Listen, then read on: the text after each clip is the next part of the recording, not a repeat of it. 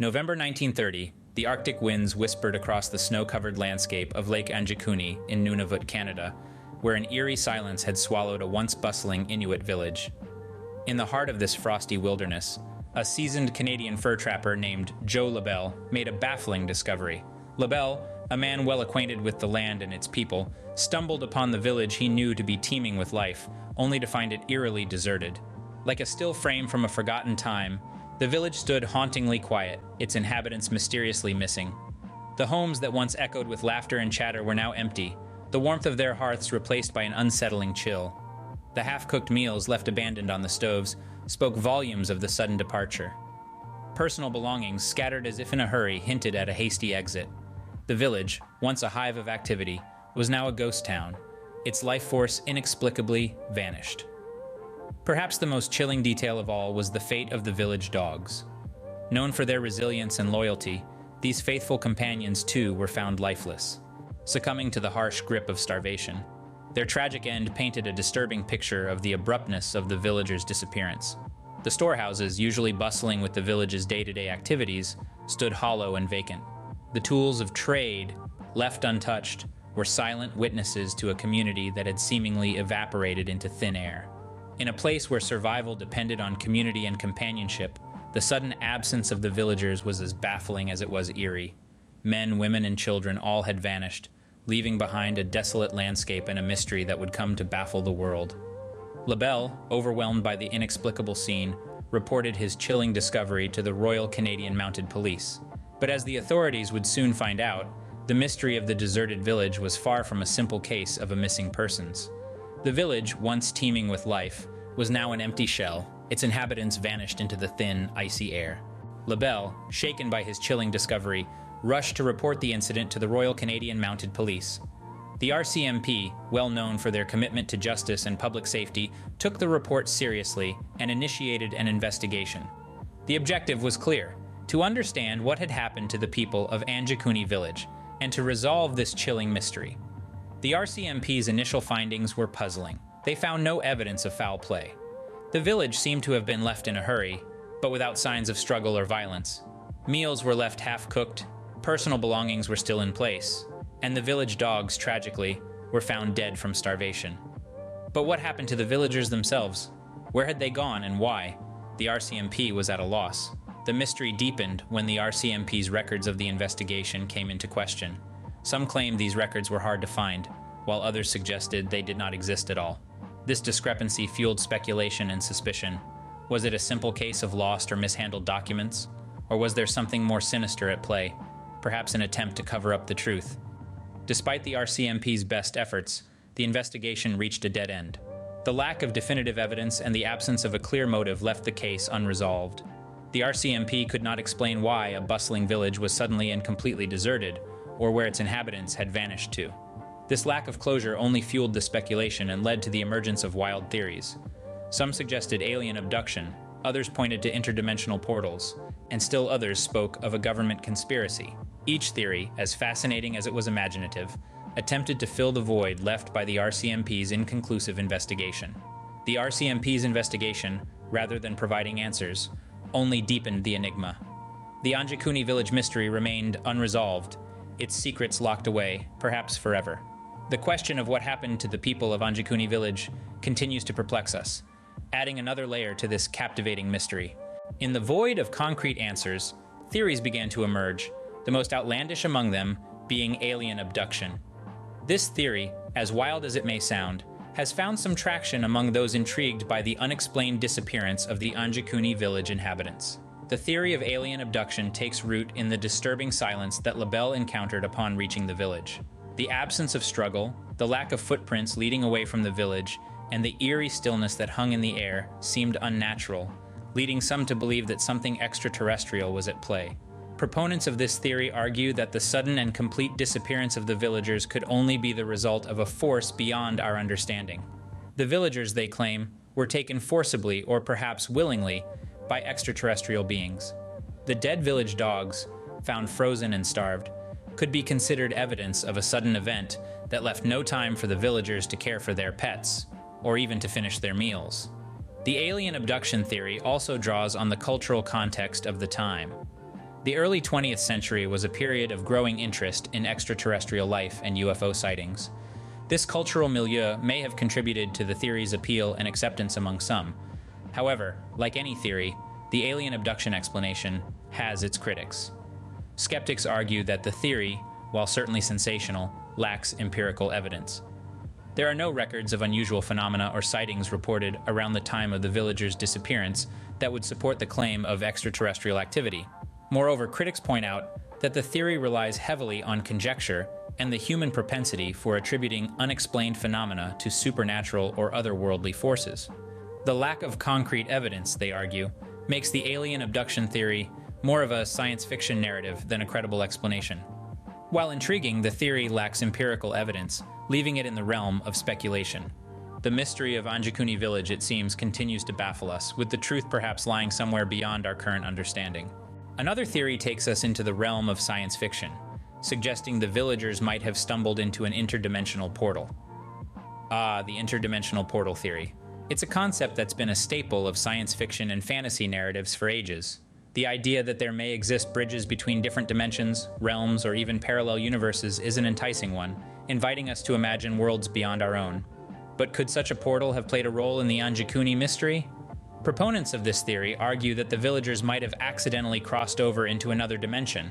They point to the absence of tracks and signs of struggle, much like the alien abduction theory. They speculate that an interdimensional portal may have opened up in the village, perhaps as a result of some unknown natural phenomenon, and the villagers, curious or unsuspecting, might have walked right into it. This could explain how an entire village could disappear without leaving a trace behind. Not even the dogs were spared. One could also consider the possibility of intentional crossing. What if the villagers discovered this portal and chose to step through it? Maybe they were escaping something, or maybe they were drawn by the allure of a new world. But of course, this is all conjecture. The existence of interdimensional portals remains in the realm of theoretical physics, and even there, it's not universally accepted. Moreover, even if such portals do exist, we have no way of knowing if one could have opened in Anjikuni or if the villagers would have entered it. And then, there's the question of return. If the villagers did cross over to another dimension, could they come back? Would they want to? Would we even know if they did? As with most theories surrounding the Anjikuni mystery, the interdimensional portal theory raises more questions than it answers. It's a fascinating idea to ponder, one that takes us to the boundaries of our understanding of the universe. But, as it stands, it remains a theory. Just like the previous theory, this one too, while fascinating, remains unsupported by tangible evidence. Adding to the list of supernatural theories is the tale of a ghost ship on Lake Anjikuni. This theory seems to have sailed straight out of a classic horror novel, wrapping the Anjikuni Village mystery in an even thicker fog of intrigue. Let's delve into the details. The ghost ship theory hinges on reports of an eerie spectral vessel seen on Lake Anjikuni around the time of the village's disappearance. Witnesses claim the ship was an ethereal apparition, a phantom vessel gliding over the waters, leaving no wake in its path. The sight of this spectral ship sent shivers down the spines of those who beheld it. The implications of this theory are as chilling as the icy waters of Lake Anjikuni. Some suggest that the ghost ship might have been a harbinger of doom, an omen warning of the village's impending vanishing act. Others speculate that the ship itself, like a maritime Pied Piper, could have lured the villagers away, leading them into an otherworldly realm from which they could not return. This theory taps into age-old seafaring legends of ghost ships, vessels said to be either haunted or manned by the spirits of those who died on board. These spectral ships are often associated with bad omens or tragedies, adding an extra layer of dread to the Anjikuni Village mystery. However, like all tales of the supernatural, the ghost ship theory is not without its detractors. Skeptics question the reliability of the ghost ship sightings. After all, the human mind is known to play tricks, especially in an atmosphere charged with fear and uncertainty. Could the ghost ship have been a figment of the imagination, an optical illusion, or perhaps a misidentified natural phenomenon? Moreover, the theory does not account for the physical evidence left behind in the village, such as the half-cooked meals and personal belongings. If the villagers were indeed spirited away by a ghost ship, why were these traces left behind? The ghost ship theory, though chilling, remains as elusive as the phantom vessel it proposes. As we navigate through the uncharted waters of this enigma, we are left with more questions than answers. Is the ghost ship theory a beacon of truth, or is it merely a mirage in the fog of the Anjikuni mystery? Only time or perhaps the ghost ship itself, can tell. Moving away from the supernatural, some speculate a more human cause behind the disappearance. This brings us to the theory of a mass kidnapping or a collective decision to flee the Anjikuni Village, a hypothesis that grounds the mystery in the realm of human action and decision-making. The mass kidnapping theory suggests that an unknown party, driven by unknown motives, orchestrated a large-scale abduction of the entire village. It's an intimidating concept, to be sure. Imagine an operation so meticulously planned and flawlessly executed that not a single trace of struggle or resistance remained. No footprints in the snow, no signs of a hurried departure, nothing. It's as if the villagers vanished into thin air. But if it were a mass kidnapping, why were the personal belongings left untouched? And why were the dogs left behind to starve? Then there's the fleeing theory. Some propose that the villagers, spooked by a perceived threat, possibly of supernatural nature, made a collective decision to leave their homes. They left so hurriedly that meals were left half-cooked on the hearth, personal belongings left strewn about, but no signs of a struggle. The silent dogs left to starve paint a haunting picture of a hasty departure. But where would an entire village disappear to, leaving no trace behind in the snowy landscape? Both theories, while providing a human angle to the Anjikuni mystery, open up more questions than they answer. What could have possibly triggered such an exodus, or allowed for such a mass kidnapping to occur? And more importantly, why is there no record or evidence to lend credence to these theories? Like the other theories we've explored, the mass kidnapping or fleeing hypothesis is fascinating, but it's also equally enigmatic and unproven. It offers a tantalizing glimpse into what might have happened, but ultimately leaves us in the realm of speculation. Yet, like its predecessors, this theory too lacks solid evidence. We continue to seek answers, but the Anjikuni Village mystery, like its missing inhabitants, remains elusive and out of reach. The list of theories would be incomplete without a hint of conspiracy, suggesting a cover-up by authorities. Now, the government conspiracy theory is a classic in the world of unexplained mysteries, and the Anjikuni Village disappearance is no exception. This theory suggests that the Canadian government, or perhaps even an international body, may have been involved in the sudden disappearance of the villagers. So, what could have been so significant about this remote Inuit village that would warrant a government cover-up? Some suggest that the villagers may have stumbled upon something that they weren't supposed to see, a secret military experiment perhaps, or evidence of classified operations. The theory goes on to suggest that the government, in an attempt to maintain secrecy, relocated the entire village. But that's not the only thread to this theory. Some also propose that the government, or a government agency, used the village as a test subject for a new weapon or a social experiment. The sudden and unexplained disappearance of the villagers would then be the result of such a clandestine operation. Adding fuel to the fire of this theory is the alleged lack of records from the Royal Canadian Mounted Police's investigation into the incident. If the government were indeed involved, they would have the means to erase or hide any evidence of their actions. The absence of police records, therefore, is seen by some as a suspicious red flag, indicative of a cover-up. But as intriguing as this theory may be, it's important to remember that it is just that, a theory. It's laden with speculation and lacks any solid evidence. The Canadian government has never acknowledged any involvement in the Anjikuni Village disappearance, and no credible proof has been unearthed to support the claims of a cover-up. As with the others, this theory too remains in the realm of speculation, with no concrete proof to back it up. Lastly, some propose a more grounded explanation, suggesting a natural disaster or epidemic as the cause. This theory, although less sensational than tales of alien abductions or interdimensional portals, has a certain appeal.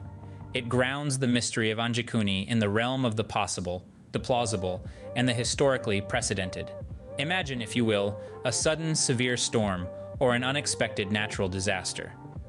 In the harsh, unforgiving environment of the Canadian North, such an event could have easily prompted the villagers to flee with little notice, leaving their homes and belongings behind. This could explain the half-cooked meals, the abandoned huts, even the tragically starved dogs. Or consider an outbreak of disease, a silent, invisible threat. An epidemic could have swept through the isolated village, forcing the inhabitants to abandon their homes in a desperate bid for survival. The absence of bodies could be attributed to the harsh climate, which could have concealed or destroyed any traces of the departed villagers. Yet, for all its grounding in the realm of the plausible, this theory too has its flaws. No records of a natural disaster or epidemic in the area around the time of the alleged disappearance have been found. the landscape around the village showed no signs of a significant geological event, and the absence of any signs of illness or disease in the abandoned village raises questions about the likelihood of an epidemic. Furthermore, as with other theories, the natural disaster or epidemic theory does not explain the absence of tracks or signs of a mass departure. If the villagers had fled due to a natural disaster or disease, wouldn't there be some evidence of their hurried exodus? As we delve deeper into the mystery of Anjikuni, we are confronted with more questions than answers. Every theory, every explanation seems to lead to a dead end or a new conundrum. Just like its counterparts, this theory too remains speculative due to lack of evidence. While the theories are many and varied, skepticism about the Anjikuni Village mystery prevails among many researchers and historians. This skepticism is rooted in the lack of concrete evidence and the absence of historical records that can substantiate the claims surrounding the event. The Anjikuni Village mystery is a remarkable tale, but it's one that's shrouded in ambiguity. Researchers have noted that the story could be a conflation of smaller incidents or local folklore, rather than a singular, unexplainable event. The absence of solid historical records to support the claims about the event only fuels these doubts. It's suggested that the story of the Anjikuni village may have been sensationalized over time, its details distorted and exaggerated with each retelling, until it evolved into the enigma we know today. This skepticism extends to the Royal Canadian Mounted Police's alleged involvement in the case. The RCMP is said to have conducted an investigation following LaBelle's discovery, but records of such an investigation are reportedly hard to find or non-existent. This lack of documentation adds another layer of mystery to the story, but it also raises questions. If such a significant event occurred, why is there no official documentation? Moreover, the RCMP has reportedly denied the event ever took place. This denial from an authoritative source casts a long shadow of doubt over the Anjikuni Village mystery. If the event was real, why would the RCMP deny its occurrence? And if it was a fabrication or exaggeration, what purpose did it serve? On the other hand, the lack of definitive evidence doesn't necessarily disprove the event. After all, absence of evidence isn't evidence of absence. Yet without tangible proof or reliable records, the Anjikuni Village mystery remains just that, a mystery. The Anjikuni Village mystery, whether a fact or folklore, continues to intrigue and baffle, leaving us with more questions than answers. Whether it's a tale of the unexplained or a product of sensationalized storytelling, the mystery of what happened to the people of Anjikuni Village continues to captivate our curiosity and imagination. The Anjikuni Village mystery, shrouded in uncertainty and speculation, remains a fascinating tale of unexplained disappearance. This captivating narrative unfolds in the harsh, remote landscapes of Nunavut, Canada, where an entire Inuit village, once teeming with life, was allegedly found deserted by fur trapper Joe LaBelle in November of 1930. The eerie silence of the village, punctuated by the grim discovery of starved dogs, is a chilling image that lingers in the mind. The investigations conducted by the Royal Canadian Mounted Police left more questions than answers. The absence of any signs of struggle, no footprints leading away from the village, and the seemingly hurried abandonment of homes and personal belongings all contribute to the enigma. The lack of solid historical records and the RCMP's denial of the event further add layers of doubt to the story. A plethora of theories have attempted to explain this baffling event. The most popular among them is the alien abduction theory, suggesting an extraterrestrial hand in the mass disappearance. Then there is the interdimensional portal theory, proposing that the villagers might have inadvertently crossed into an alternate universe. The ghost ship theory, spurred by reported sightings on Lake Anjikuni, hints at a supernatural event. More grounded theories suggest a mass kidnapping, a collective decision to flee from a perceived threat, a government conspiracy, or a natural disaster. While each theory presents its own compelling narrative, none have been able to conclusively explain the mystery.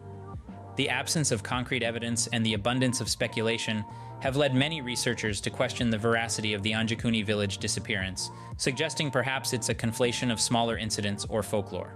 Fact or fiction, the mystery of Anjikuni Village continues to tantalize the curious, reminding us that the world is full of unexplained phenomena waiting to be discovered. As we journey through the annals of history and the realm of the unexplained, we are left with a sense of wonder, marveling at the complexity and the mysteries that our world holds.